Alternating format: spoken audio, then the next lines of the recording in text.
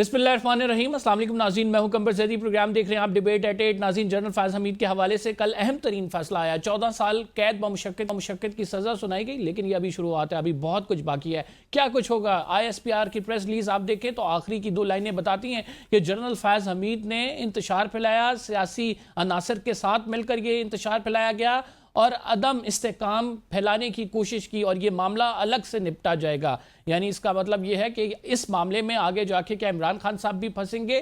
مسلم league نون یعنی حکومت یہ کہتی ہمیں نظر آ رہی ہے، اور آگے کا منظرنامہ کیا ہوگا؟ کیا عمران خان صاحب کے لیے مزید مشکلات ہوں گی؟ PTI کے لیے کیا مشکلات کھڑی ہونے والی ہیں؟ یہ آج اس پروگرام میں ڈسکس کریں گے۔ بلاول بھٹو زرداری کیوں پنجاب کا رخ کر رہے ہیں، خصوصاً لاہور میں ان کی آمد ہوئی، کیا وجوہات ہیں اس کی؟ دوسرا، جو پاکستان تحریک تحفظ آئین ہے، اس نے ناظرین ایک قومی کانفرنس بلائی ہے۔ کیا پیپلز پارٹی کو بھی اس میں دعوت دی جائے گی اور پیپلز پارٹی یہ قبول کرے گی؟ کیونکہ پیپلز پارٹی بھی آہستہ آہستہ سے عوام کی طرف جا رہی ہے۔ کیوں رخ کیا جا رہا ہے پیپلز پارٹی کی جانب سے عوام کی طرف؟ اس کو بھی ڈسکس کریں گے۔ ہمیں جوائن کیا ہے forward law minister Babar Awan صاحب نے۔ بہت شکریہ بابر اعوان صاحب ہمیں پروگرام میں جوائن کرنے کے لیے۔ کل ایک بڑا فیصلہ آیا، پاکستان کی تاریخ کا اہم ترین فیصلہ آیا۔ اس فیصلے کے بعد کافی زیادہ قیاس آرائی ہیں۔ اس فیصلے کی پریس ریلیز اگر ہم سٹڈی کریں تو آگے کی بہت ساری چیزیں بتائی گئی ہیں، لیکن سب سے پہلے یہ ڈسکس کرتے ہیں آپ کیسے دیکھتے ہیں اس فیصلے کو؟ فارمر سپائی ماسٹر جنرل فیض حمید کے خلاف 14 سال کی سزا ہوئی، انہیں قید بمشقت ہوئی، اور آگے بھی بہت کچھ ہے۔ تھینک یو شاہ صاحب۔ دیکھیے، اس تھوڑا سا پرسپیکٹو میں اس کو رکھتے ہیں پھر، تاکہ لوگوں کو بھی سمجھ آ رہے کہ ہم کیا بات کر رہے ہیں۔ پہلا یہ ہے کہ یہ ایک آرمی ایکٹ کے نیچے FGMC یعنی فیلڈ جنرل کورٹ مارشل تھا، اس میں FIR نہیں ہوتی۔ آرمی ایکٹ کے نیچے FIR درج کی جاتی ہیں، اور جو آفیشل سیکرٹ ایکٹ ہے اس کے نیچے بھی کی جاتی ہیں، لیکن اس میں FIR کی بجائے ایک میمو آف ایلیگیشن ہوتا ہے۔ جو presiding officer of the court ہے آرمی آفسر ہوتا ہے، پروسیکیوٹر آرمی آفسر ہوتا ہے، انویسٹیگیٹر بھی آرمی آفسر ہوتا ہے، باقی گواہ یا کسی کا کوئی وکیل ہو تو وہ دوسری بات ہے، پرائیویٹ۔ اچھا، اب اس میں ابھی تک جو آیا ہے سامنے وہ ایک پریس ریلیز ہے۔ اگر کوئی ججمنٹ ہو تو پھر میں اس کے ٹیکسٹ کے اوپر اور اس کے کانٹیکسٹ کے اوپر، اس کے میرٹ کے اوپر اور لیگیلٹی یا ادروائز کے اوپر بھی میں بات کر سکتا ہوں۔ ججمنٹ تو ابھی سامنے آئی نہیں ہے۔ یہ چونکہ انٹرنل ایک ان کیمرہ ٹائپ جگہوں کے اوپر اس طرح کی کارروائیاں ہوتی ہیں، میں نے پہلے اپنے کریئر میں نے کیے ہوئے ہیں یہ کیسز اٹک قلعے سمیت، تو اس لیے ابھی کوئی ججمنٹ کے بارے میں تفصیلاً تو کچھ نہیں کہا جا سکتا، لیکن 2-3 چیزیں جو اس سے ظاہر ہوتی ہیں وہ ڈینومینیٹر کے طور پہ میں آپ کے دیکھنے والوں کے لیے اور آپ کے لیے میں سامنے رکھ دیتا ہوں۔ نمبر 1، اس میں 4 جو چارج فریم کیا گیا اس کے 4 حصے ہیں اس پریس ریلیز کے مطابق۔ اس میں ایک حصہ بہت امپورٹنٹ ہے۔ اس حصے میں کہا گیا کہ جو آفیسر تھا وہ سیاسی معاملات میں مداخلت کرتا رہا، یعنی سیاست کاری کرتا رہا۔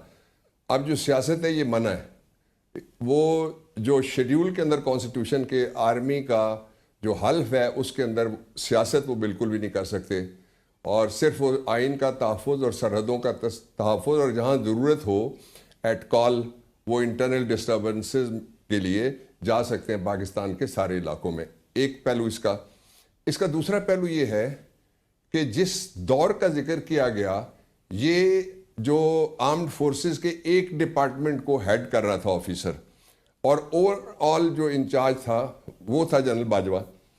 اب جنرل باجوہ کے بارے میں آپ نواز شریف صاحب کی کوئی کلپ چلا لیں، آپ مریم کی کوئی کلپ چلا لیں، شہباز شریف کی کلپ چلا لیں، ان کے سارے وزیروں اور تمام عہدیداروں کے کلپ چلا لیں، وہ جب بھی نام لیتے تھے کہ سیاست میں مداخلت ہو رہی ہے تو وہ پہلا نام اس آفیسر سے بھی پہلے جنرل باجوہ کا اور دوسرا اس کا لیتے تھے، جنرل فیض کا۔ اب یہ جو مثال سامنے آئی ہے، پریسیڈنٹ سامنے آیا ہے کہ اگر کوئی آفیسر سیاسی معاملات میں مداخلت کرے تو اس کا ٹرائل ہوگا، تو اس پہ چیری پکنگ نہیں ہو سکتی۔ پھر آپ سپریم کورٹ کی رپورٹنگ کرتے رہے اور کرتے ہیں۔ آرٹیکل 4 ہے، equality before the law, an inalienable right ہے یہ ریاست کے شہریوں کا، کہ کسی سے کوئی مساوی سلوک تو ہو سکتا ہے، اس سے غیر مساوی سلوک نہیں کیا جا سکتا. 25 ہے وہ بھی فنڈامنٹل رائٹ ہے, اس میں لکھا ہوا ہے کہ equally placed people shall be treated equally, کہ ایک طرح کے حالات میں جو لوگ ہیں وہ ان کے ساتھ یکساں سلوک کیا جائے گا. تو میرا, آپ کو یاد ہوگا جب جنرل مشرف کا اکیلے ٹرائل ہوا تو اس وقت میرا موقف تھا, میجورٹی لائرز کی اور کچھ کہہ رہی تھی, میرا موقف یہ تھا کہ مشرف ایک شخص تھا, اس کے ساتھ جو باقی لوگ تھے ان کا ٹرائل کیے بغیر ایک آرڈر جو غلط پاس ہوا تھا ایک سیاسی جج کو نکالنے کا اور پھر بحالی جس کی بعد میں ہوئی, تو وہ اس کو مورد الزام اکیلے نہیں ٹھہرایا جا سکتا. تو اس میں ایک سملیرٹی جو مشرف کے کیس میں اور جنرل فیض کے کیس میں ہے, وہ سملیرٹی یہ ہے کہ یہ ایک آدمی کو گھر بٹھایا گیا اور دوسرے کو اس کے اوپر کارروائی ہوئی ہے.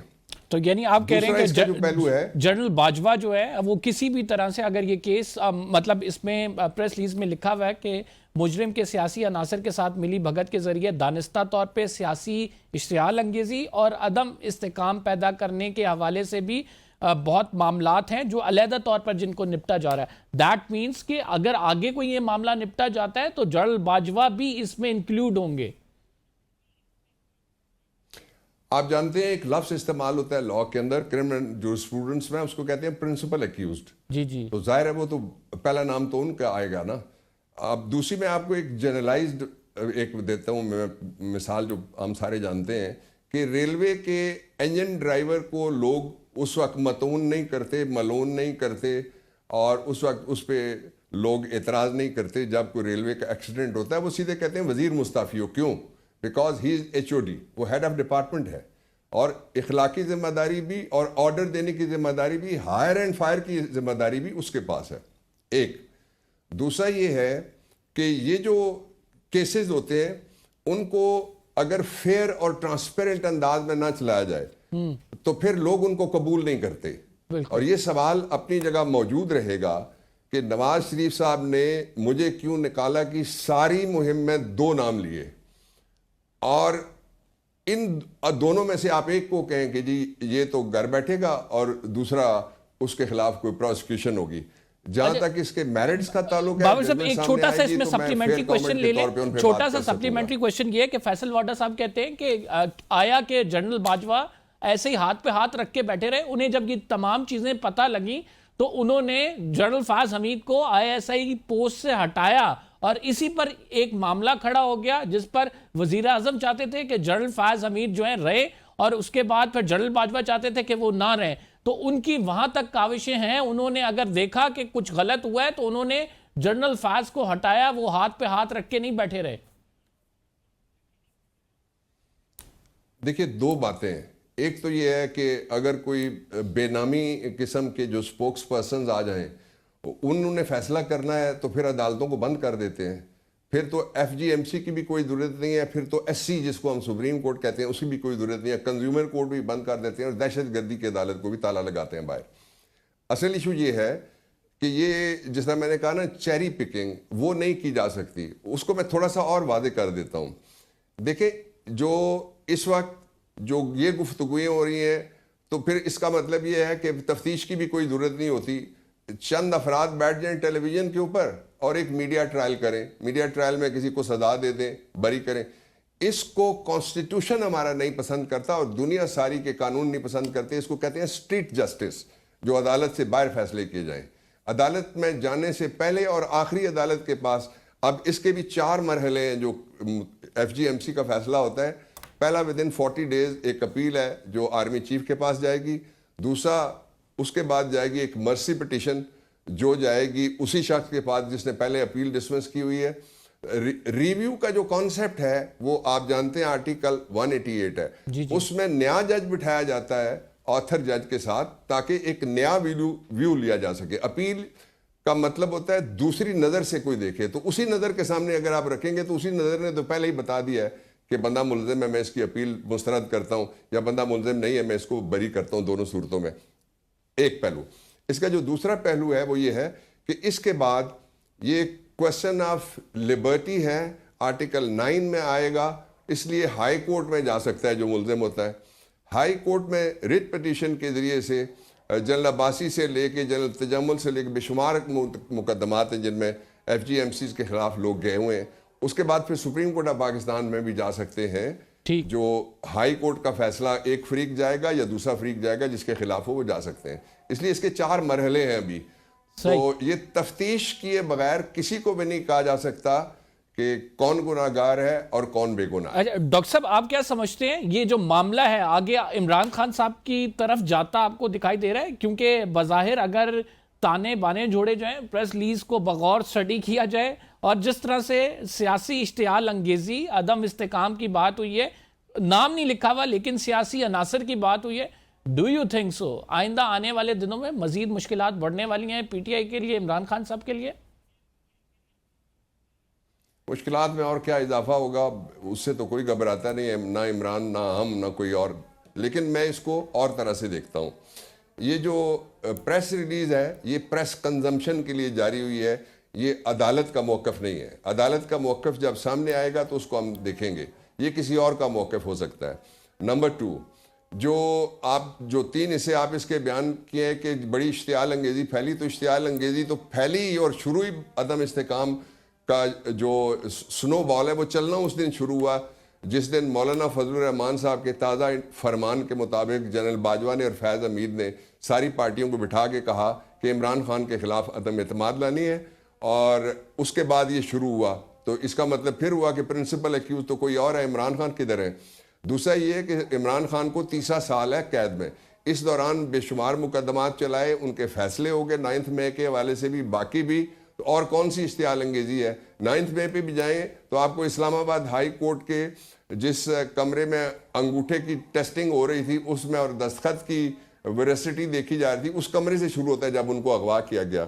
اس لیے یہ ایک فار فیچ آئیڈیا ہے، اور اس کا مطلب عمران خان کو، پاکستان تحریک انصاف کو، ہمارے ہمدردوں کو، کارکنوں کو دباؤ میں لانے کے لیے یہ چونکہ ایک خاص طرح کا میڈیا جو یہ گفتگو کر رہا ہے اور خاص طرح کے لوگ ہیں جو بے نامی اسپوکس پرسن جن کا نام مناسب ہے زیادہ، اس لیے ان کی کوئی اہمیت نہیں ہے. میں ادھر جاتا ہوا بالکل بھی نہیں دیکھ رہا.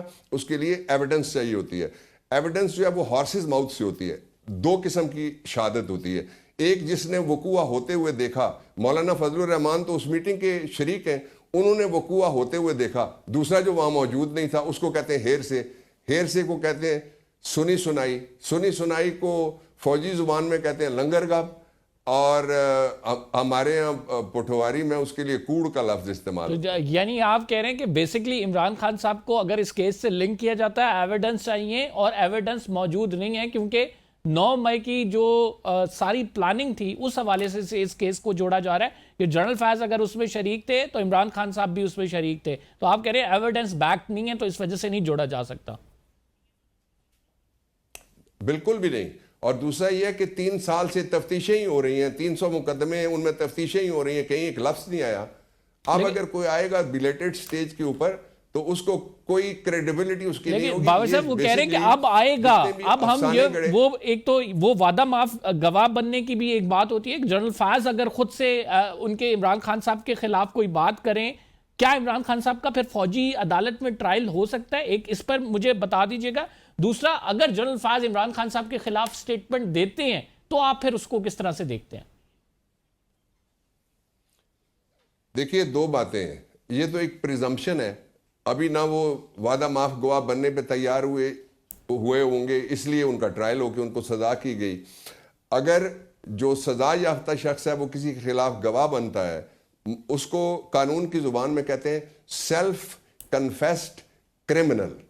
آئی repeat it, self confessed criminal.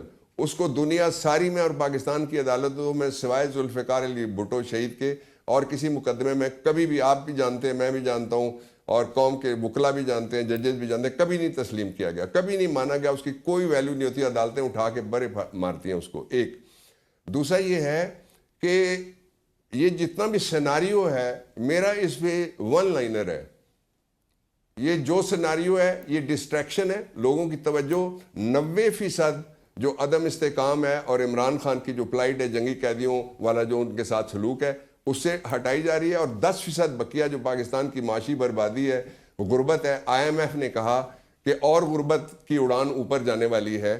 اس سے لوگوں کی توجہ اٹھانے کے لیے یہ سارے سٹوری ٹیلرز ہیں جو کہانیاں چلا رہے ہیں. بلاول بھٹو زرداری پنجاب آئے ہیں, 28ویں آئینی ترمیم کی باتیں ہو رہی ہیں. وہ کہہ رہے ہیں ایک پارلیمنٹ سے 2 آئینی ترمیم ہی ہو سکتی ہیں, اس سے زیادہ نہیں ہو سکتی. 28ویں آئینی ترمیم میں ظاہری بات ہے NFC کی بات ہو رہی ہے, صوبے مزید بنانے کی بات ہو رہی ہے, تو پیپلز پارٹی کو یہ کھٹکا ہے کہ کچھ ہو جائے گا. آپ کی کیا رائے ہے؟ دیکھیں, میرے خیال میں بڑی بچگانہ بات ہے کہ ایک طرف یہ کہنا کہ یہ کانسٹیٹوئنٹ اسمبلی نہ ہونے کے باوجود بیسک سٹرکچر تبدیل کر سکتی ہے, اور جو بیسک سٹرکچر میں استثناء لوگوں کو دے سکتی ہے, جو بیسک سٹرکچر میں عدلیہ میں تقسیم پیدا کر کے 2 متوازی عدالتیں, آئینی عدالت اور غیر آئینی عدالت, وہ بنا سکتی ہے, جو پاکستان کے جو بنیادی لوگوں کے حقوق ہیں ان کو نظر انداز کرتے ہوئے لمبی ڈیٹینشنز کے قوانین بنا سکتی ہے, جو ملٹری کورٹس کو جائز قرار دے سکتی ہے, وہ تو ہو سکتی ہے. لیکن اگر ایک رحیم یار خان سے ایک بندہ چلے گا, کسان یا اٹک سے چلے گا یا کہوٹے سے چلے گا, تو اس کو ایک بابو کو تلاش کرنے کے لیے لاہور جانا پڑے گا. اس کو جو ہم زمینی حقائق کے مطابق اور کسی جگہ کوئی ہم اس کو ایڈمنسٹریٹو یونٹ دینے کے لیے تیار نہیں ہے. یہ قبضہ گروپ والی سوچ لگتی ہے مجھے. بابر صاحب ایک چھوٹا سا بریک لیتے ہیں, we will be right back after break. Babar صاحب ہمارے ساتھ ہی ہوں گے, آپ کو بتائیں گے کہ آئندہ آنے والے دنوں میں کیا اہم ترین ڈیولپمنٹ ہونے والی ہے, اس پر PTI کا کیا موقف ہے. قومی کانفرنس ایک بنائی جا رہی ہے تحریک تحفظ آئین کی جانب سے, اس پر بھی ڈیبیٹ کرتے ہیں ایک چھوٹے سے بریک کے بعد. ویلکم بیک ناظرین, بابر ایوان صاحب ہمارے ساتھ موجود ہیں. بابر صاحب آپ کیا دیکھتے ہیں, اب ایک نیا طریقے سے آپ نے دیکھا کہ بہت ساری چیزیں کی نئی شروعات ہوئی ہے. اب آرمی چیف کے پاس بھی 5 سال ہیں, جو مذاکرات کی بات کی جا رہی تھی حکومت اس پر کہتی ہے کہ ہم نے مذاکرات نہیں کرنے, جب تک آپ عمران خان صاحب کو مائنس نہیں کریں گے اپنی پارٹی سے ہم مذاکرات کی ٹیبل پہ نہیں بیٹھیں گے. تو ڈو یو تھنک سو کہ PTI مذاکرات کی طرف جائے گی عمران خان صاحب کو مائنس کر کے, یا کیا کرے گی؟ PTI کے پاس کیا آپشنز ہیں؟ ہمارے پاس ہی تو سارے آپشنز ہیں. آپ کا شو, میری گفتگو, آپ کا ویلاگ, میرا ویلاگ نہیں چل سکتا جب تک ہم سارے جتنے بھی بولنے والے ہیں, لکھنے والے ہیں, پڑھنے والے ہیں, سوچنے والے ہیں, یا عمران خان کے حق میں بات کریں گے یا عمران خان کے خلاف کوئی بات گھڑیں گے. اس لیے عمران خان ہی ریلیونٹ ہے, باقی کون ریلیونٹ ہے. دوسرا, آپ نے کہا کہ حکومت جن کو, اور -1 کی بات ہوئی, جن کو پبلک نے مائنس کیا, -1 نہیں کیا, -3 کیا. نواز شریف آ رہا, شہباز شریف, مریم نواز اپنے گھر کی سیٹیں آ رہے ہوئے ہیں. یہ جس طرح سے ان کو لایا گیا ہے, اس جرم میں شریک کے 2 چیف جسٹس ہیں اوپر نیچے, تاریخ ان کو بھی معاف نہیں کرے گی. وہ بھی کبھی نہ کبھی کٹہرے میں آئیں گے, وہ بھی سیاست میں حصہ لینے کے جرم میں کبھی نہ کبھی ان کو بھی ٹرائل کا سامنا کرنا پڑے گا. اب تو پریسیڈنٹ بن گیا نا, سرکاری ملازم جو اسینشل سروسز کا ہو, جوڈیشل سروسز کا ہو, ایگزیکٹو سروسز کا ہو, اگر وہ سیاست میں حصہ لے گا تو اس کا ٹرائل ہو سکتا ہے. اچھا, دوسری جو بات ہے وہ یہ ہے کہ -1 کا کوئی پروگرام پاکستان میں کبھی نہیں چلا. -all کے پروگرام چلے ہوئے ہیں, یہ میں سب کو وارن کرنا چاہتا ہوں. -all کے پروگرام چل سکتے ہیں, اس میں سے جو مائنس نہیں ہوگا وہ پھر عمران ہوگا. آخری بات میں اس پہ تیسرے کامنٹ کے طور پہ یہ کرتا ہوں کہ آپ دیکھیے عمران خان کو چھوڑ کے جانے والے کتنے حضرات تھے. کوئی مجبوری میں گیا, کوئی معذوری میں گیا, کوئی مزدوری میں گیا, کوئی ڈیوٹی میں گیا. وہ سارے آپ ملا لیں, ریلیونٹ ان میں سے کوئی نہیں رہا پالیٹکس میں. میرے لیے بہت قابل احترام کئی دوست ہیں, اس لیے میں آگے بات نہیں کرتا. جو اصل چیز ہے وہ یہ ہے کہ جس نے سیاست کرنی ہے اس کے سامنے 2 آپشن ہیں. ایک سٹیٹس کو کے ساتھ کھڑا ہو جائے.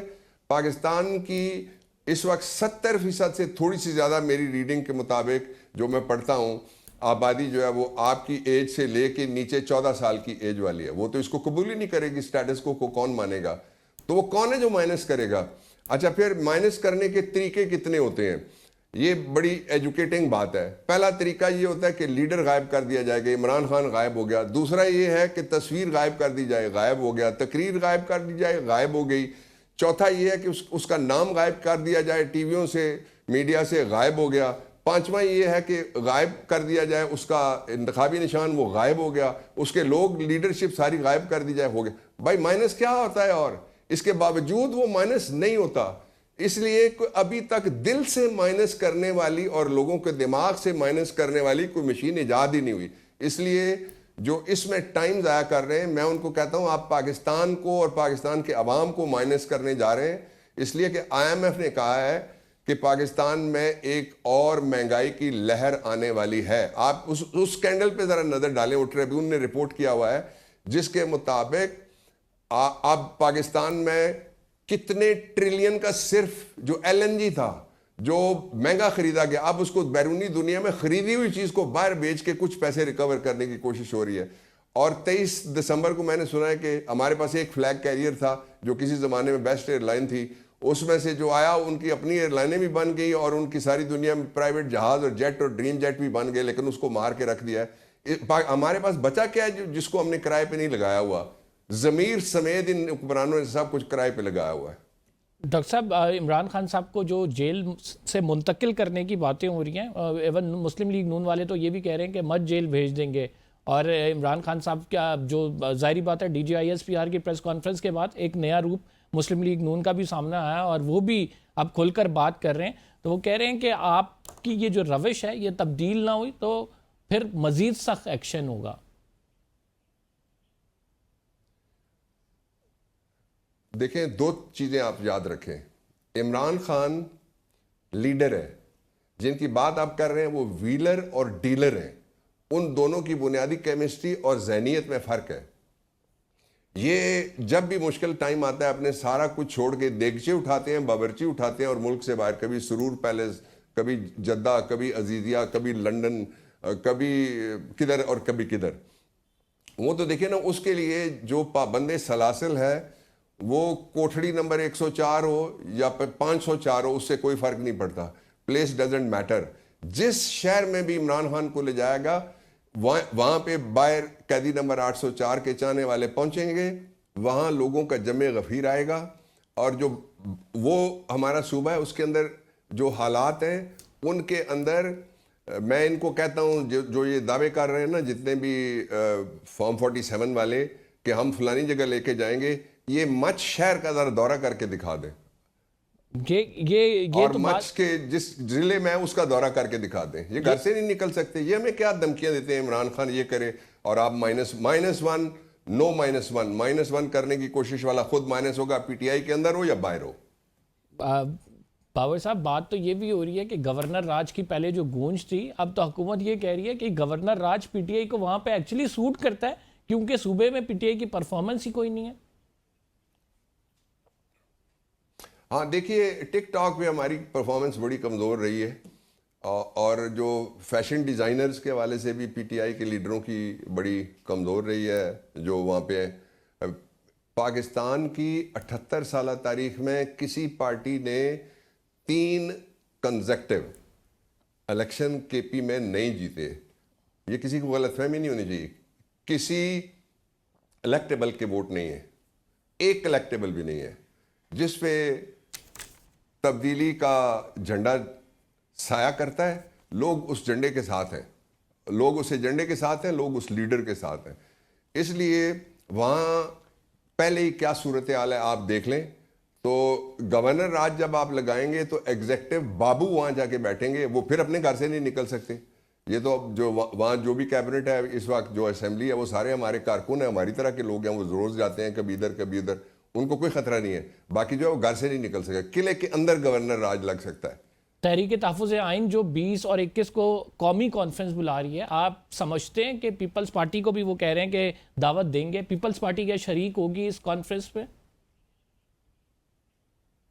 ان کا بلف تو کال ہو جائے گا نا. وہ کبھی یس کر رہے ہوتے ہیں, کبھی نو, کبھی ہاں, کبھی نہ, کبھی اندر, کبھی باہر, کبھی آگے, کبھی پیچھے. وہ تو ایک عجیب قسم کی کیفیت میں. اس لیے آئے نا وہ جو کہتے ہیں جی کہ ہمیں بڑا نقصان ہوا ہے نون لیگ کے ساتھ جا کے, تو جہاں جن وجہ سے آپ کو نقصان ہوا ہے تو وہاں کیوں مزید نقصان کرنے کے لیے آپ روز چلے جاتے ہیں؟ ان کو تو بہت پہلے جس طرح کا ان کے ساتھ سلوک کیا جا رہا ہے نچلے درجے کا, ان کو چھوڑ دینا چاہیے تھا حکومت کو. آپ کا کیا خیال ہے بلاول بھٹو زرداری کا اچانک لاہور کا دورہ یہ کیوں ہوا ہے؟ موسم کی تبدیلی کے لیے جی. وہاں تو زمین پہ کیا ہے, وہاں تو عمران ہی عمران ہے. بلاول صاحب کہہ رہے ہیں کہ اب ہم جو ہے قدم جمائیں گے, اور ساتھ ساتھ انہوں نے بڑی باتیں بھی کی. اس دن صحافیوں کو بلایا ہوا تھا تو بہت ساری باتیں کی. انہوں نے کہا کہ بس اب یہ 28ویں اگر ترمیم کی بات ہوتی ہے تو اتنا آسان معاملہ نہیں ہے. حفیظ اللہ نیازی صاحب اپنے کالم میں لکھتے ہیں کہ اگر 28ویں ترمیم پر پیپلز پارٹی مان گئی تو بڑا زبردست ہے, پھر انتخابات جو ہیں وہ نہیں ہوں گے, 5 سال کے لیے ہو سکتا ہے مزید ڈیلے کر دیا جائے, لیکن اگر نہیں مانی تو انتخابات قبل از وقت بھی ہوں گے, اور ہو سکتا ہے پیپلز پارٹی کو ہی فارم 47 کے ذریعے آؤٹ کر دیا جائے. تو ایسی صورت میں 28ویں ترمیم لیکن ضرور ہوگی. تو آپ کا کیا نقطہ نظر ہے اس پہ؟ سر یہ شاہ صاحب کو خدا کا خوف کریں. اب یہ کوئی کہنے والی باتیں ہیں, یعنی کوئی ریاست کے بارے میں یہ سارا کچھ سوچ سکتا ہے, کوئی دستور کے بارے میں کوئی سارا سوچ سکتا ہے, پارلیمنٹری سسٹم کے بارے میں یہ سارا کچھ کہا جا سکتا ہے. اب اس سے آپ جو موجودہ ریاست کے مینیجرز ہیں اور ان کے ہمدردوں کی جو آئین کے ساتھ, عوام کے ساتھ, دستور کے ساتھ, فیوچر کے ساتھ ہمدردی ہے, اس کا اندازہ لگا سکتے ہیں کہ کیا گفتگویں کیا ہو رہی ہیں. یہ ایشوز نہیں ہیں پاکستان کے. پاکستان کے صرف 3 ایشوز رہ گئے. ایک دستور کی بحالی, ایک عدلیہ کی آزادی, اور تیسرا عمران خان کی فوری واپسی کے ساتھ نئے الیکشن جن کے ذریعے سے حل نکل سکتا ہے, ایک ایسے الیکشن کمیشن کے نیچے جو مسلم لیگ نون کی ممبرشپ سے استعفیٰ دے چکا ہو. Thank you very much doctor Babar. Welcome back ناظرین. جنرل فائز کے ڈیسیجن پر ہی بات کریں گے. ہمیں جوائن کیا ہے بریگیڈیئر غضنفر صاحب نے, سینئر ڈیفنس اینالسٹ ہیں. ہمارے ساتھ موجود ہیں شاخاور صاحب, سینئر سپریم کورٹ کے ایڈوکیٹ ہیں. بہت شکریہ آپ دونوں معزز مہمان گرامی کا. سٹارٹنگ فرام یو شاخاور صاحب, کس طرح سے اس ڈیسیجن کو دیکھتے ہیں, امپلیکیشنز آپ اس کی بتائیے گا, اور پھر یہ بتائیں کہ ظاہری بات ہے اپیل کا حق موجود ہے, اب ہائی کورٹ بھی جا سکتے ہیں اس اپیل میں. وہ آپ کیا دیکھتے ہیں جو خصوصاً پریس ریلیز آئی ہے, اس میں کہا گیا کہ ایک معاملہ الگ سے نپٹایا جا رہا ہے, آپ سمجھتے ہیں کہ وہ معاملہ کہیں نہ کہیں جا کے جڑ رہا ہے؟ 9 مئی عمران خان صاحب, پی ٹی آئی, کیسے دیکھتے ہیں اس تمام معاملے کو؟ دیکھیں, جو پریس ریلیز میں لکھا ہے کہ جو ایک معاملہ کہیں اور بھی پینڈنگ ہے, یا وہ ابھی اس پہ جو ہے فائنلی ججمنٹ یا ڈیسیجن آنا ہے, تو اس سے تو یہ ظاہر ہو رہا ہے کہ اس کے علاوہ بھی کوئی ان کے خلاف انویسٹیگیشن یا کورٹ آف انکوائری شاید کمپلیٹ ہو گئی ہے, اور اس کا بھی کوئی جو ہے جی سی ایم کانسٹیٹیوٹ ہوگا. لیکن ایک چیز جو آپ نے کہی کہ ابھی ان کی اپیل جو ہے وہ ہائی کورٹ میں ہوگی, میں آپ کو بتاؤں کہ جو پاکستان آرمی ایکٹ ہے اس میں جو اپیل کا ایف جی سی ایم یا کوئی بھی کورٹ مارشل ہو, اس کی اپنی انٹرنل اپیل ہوتی ہے آرمی ہیرارکی کے اندر. تو اس میں وہ اپیل ضرور کریں گے, اور وہ پرووائڈڈ ہے پاکستان آرمی ایکٹ میں, لیکن وہ اس کے لیے پھر کورٹ آف اپیل جو ہے وہ الگ کانسٹیٹیوٹ ہوگی, اور وہ اس میں باقاعدہ ان کا کیس سنا جائے گا, ان کو پورا موقع دیا جائے گا. اور اگر وہ فرض کریں کہ اس فیصلے میں رد و بدل بھی کر سکتے ہیں, ان کو بری بھی کر سکتے ہیں, اور اس کے علاوہ وہ سزا بحال بھی رکھ سکتے ہیں, تو اگر ان کے فیصلے کے خلاف اگر کوئی بھی ایگریوڈ ہو, تو پھر فائنل جو اتھارٹی ہے وہ چیف آف آرمی سٹاف کی ہے. وہ پھر فائنلی جو ہے اس میں معافی بھی دے سکتے ہیں, سزا میں کمی بھی کر سکتے ہیں, یا اس کو برقرار بھی رکھ سکتے ہیں. تو جہاں تک ہائی کورٹ کا تعلق ہے, تو ہائی کورٹ میں as a matter of right ان کا کوئی رائٹ آف اپیل موجود نہیں ہے, تو وہ تو ان کو آرمی ایکٹ کی پروویژنز کے تحت ہی اپیل کرنی پڑے گی.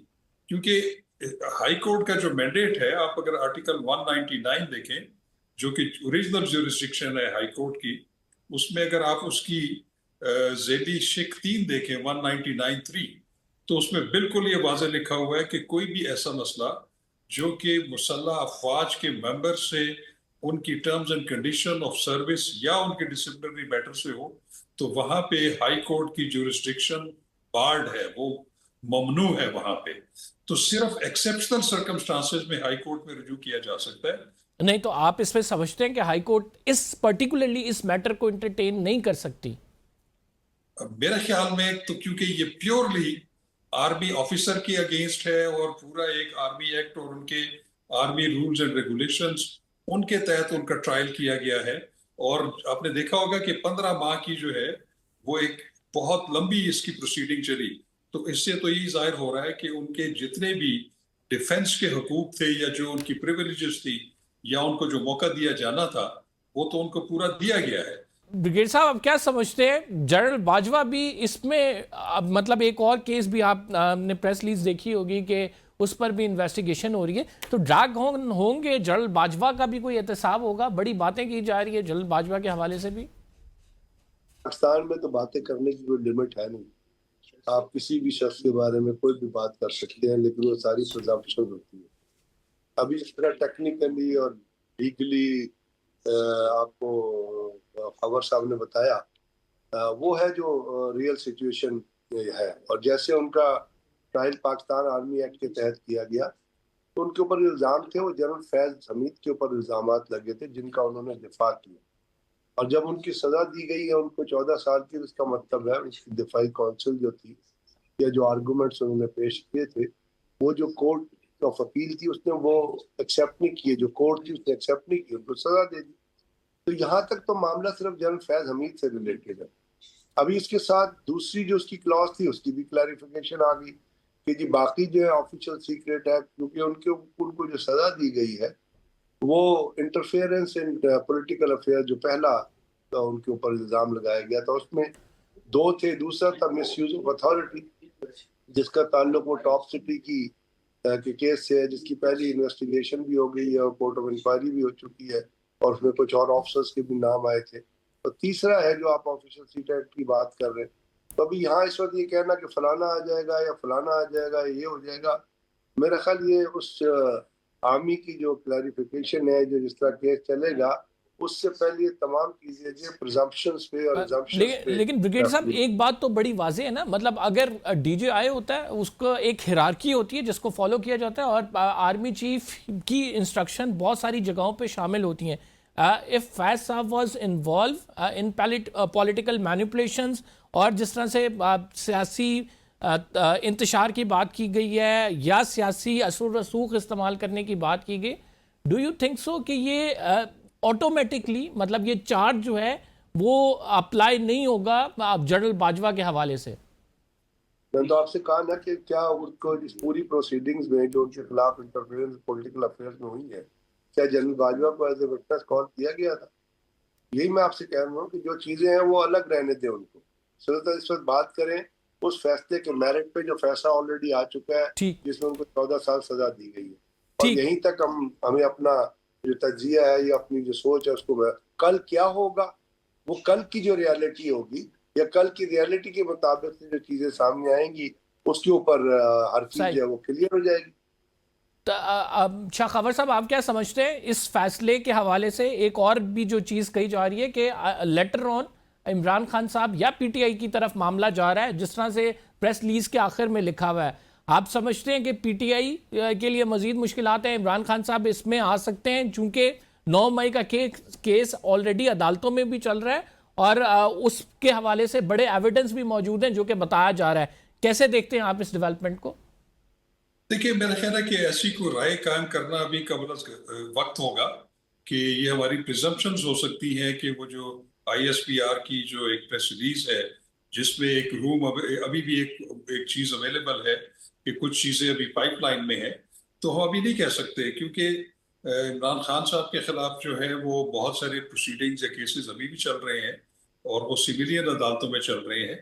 तो इसमें कोई शक नहीं है कि किसी सिविलियन को भी एक ऐसे मुकदमे में ट्राई किया जा सकता है under the Pakistan army act, जो कि मिलिट्री के हवाले से ऑफेंसेस अगर उन्होंने कमिट किए हैं या किसी मिलिट्री ऑफिसर के साथ इन कोलैबोरेशन कोई क्राइम किया, तो फिर वो उस फोल्ड में जरूर आ सकते हैं। लेकिन हम यकीन से नहीं कह सकते कि 9 मई के हवाले से कोई उनके खिलाफ जो है वो पाकिस्तान आर्मी एक्ट के तहत कार्रवाई की जाएगी। और दूसरी अभी आपने जो बात कही कि बीइंग डीजी आईएसआई जो जनरल फैज हमीद थे वो अपने आर्मी चीफ से भी इंस्ट्रक्शन लेते थे या उनकी भी मर्जी से काम करते थे, तो मैं आपको एक बात वाजे करता चलूं, इसमें कोई शक नहीं कि ये ट्रेडिशन है कि जो डायरेक्टर जनरल आईएसआई होते हैं वो लेफ्टिनेंट जनरल होते हैं सर्विंग, और वो किसी और फोर्स से भी हो सकते हैं, लेकिन वो टोटली जो आईएसआई है वो फिर आर्मी चीफ के अंडर कमांड नहीं होती, वो डायरेक्टली प्राइम मिनिस्टर जो है वो उनको रिपोर्ट करते हैं। ठीक है कि बीइंग आर्मी चीफ जो है उनको भी वो मुतला करते होंगे बहुत सारी इंटरनल और एक्सटर्नल सिक्योरिटी के ऊपर, लेकिन एज अ मैंडेट जो है उनका, he is only answerable to the Prime Minister. Prime Minister of Pakistan. ठीक, ब्रिगेडियर साहब, इसी मामले पे जो वफाकी वज़रा हैं वो कहते नज़र आ रहे हैं कि भाई अब पीटीआई की शामत है, इमरान खान साहब की शामत है, ये तो आगे मामला जाएगा। फैज़ याब जो होते रहे हैं, जनरल फैज़ और इमरान खान साहब का गठजोड़ जो था उसकी तरफ निशानदही करते नज़र आ रहे हैं। इसको फिर आप किस तरह इंटरप्रेट करेंगे? ये तो आप उन मिनिस्टर्स से पूछिए ना। मिनिस्टर्स का काम है कि फैसले की मेरिट के ऊपर डिसीजन दें और अपना उसमें ख्याल ले या अपना बायस शामिल न करें। आप मुझे ये बताइए, फौज ने बता दिया, फौज ने एहतसाब भी कर दिया, फौज कुर्बानियां भी दे दी है, फौज ने एक मिसाल भी कायम कर दी कि हम एक लेफ्टिनेंट जनरल को भी ट्राई करके उसको हम सजा दे सकते हैं अगर उसके खिलाफ मुकदमा। इससे पहले भी लेफ्टिनेंट जनरल जावेद इकबाल के खिलाफ मुकदमा चला था, उनके खिलाफ इल्जाम था कि उन्होंने कुछ राज जो है वो अमेरिका को दिए। इससे पहले और लेफ्टिनेंट जनरल हैं, इसके साथ मेजर जनरल ज़हीर अब्बासी थे, उनके खिलाफ मुकदमा चला था, ब्रिगेडियर बिरला के खिलाफ मुकदमा चला था, लेफ्टिनेंट जनरल डीजे अपना एनएलसी के 3 जनरल ऑफिसर थे, उनके खिलाफ भी मुकदमा चले थे। तो फौज तो बारहा हर थोड़े अरसे बाद खुद एहतसाबी के निज़ाम के जरिए अपनी जो चीज़ें उनको सामने रख के अवाम के सामने और हुकूमत सामने पेश कर सकती है। नाज़रीन, फ़िलहाल के लिए इतना ही, प्रोग्राम ख़त्म हो गया। आप दोनों मौज़ूज़ मेहमान ग्रामी का शुक्रिया। कमर ज़ैदी को इजाज़त दीजिए, अगले प्रोग्राम में आपसे मुलाकात होगी। अल्लाह ने के बाद।